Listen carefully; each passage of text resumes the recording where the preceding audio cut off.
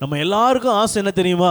நான் எப்படியாவது மேலே உயர்ந்துடணும், நான் எப்படியாவது மேலே எழும்பி உக்காந்துடணும், நான் எப்படியாவது இந்த காரியத்தில் ஜெயிச்சிடணும், நான் எப்படியாவது அந்த இடத்த பிடிச்சிடணும்.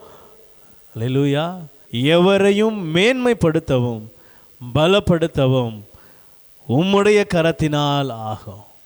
ஆமென் சொல்வோமா?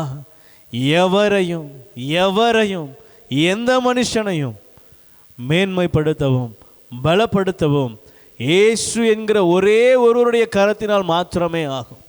இன்னைக்கு அதை அறியாததுனால, இவங்களை சார்ந்து கொண்டா இவங்க என்ன உயர்த்திடுவாங்க, அவங்கள சார்ந்து கொண்டா அவங்க என்ன உயர்த்திடுவாங்க.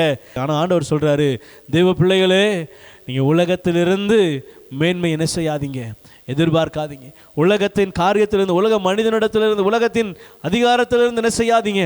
ஒரு மேன்மையை, ஒரு உயர்வை, ஒரு நன்மையை எதிர்பார்க்காதீங்க. அந்த நன்மை உங்களை ஏமாற்றும், அந்த மேன்மை உங்களை கீழே தள்ளி விட்டுரும். தெய்வ ஜனமே, மாயையை விட்டு திரும்பு.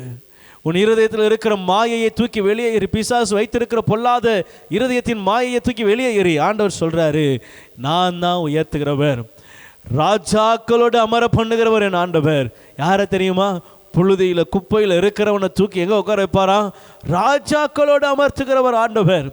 அல்லேலூயா, ஆமென்.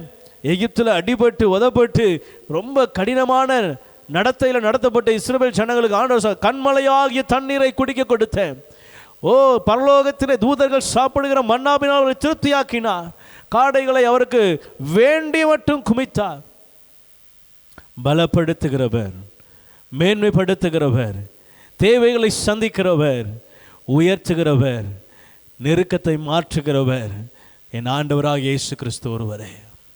அவரை மாத்திரம் சார்ந்து கொள்ளுகிற நம்முடைய தெய்வ பிள்ளைகளுக்கு அவர் நல்லவராகவே இருக்கிறார். அவர் நல்லவராகவே இருக்கிறார்.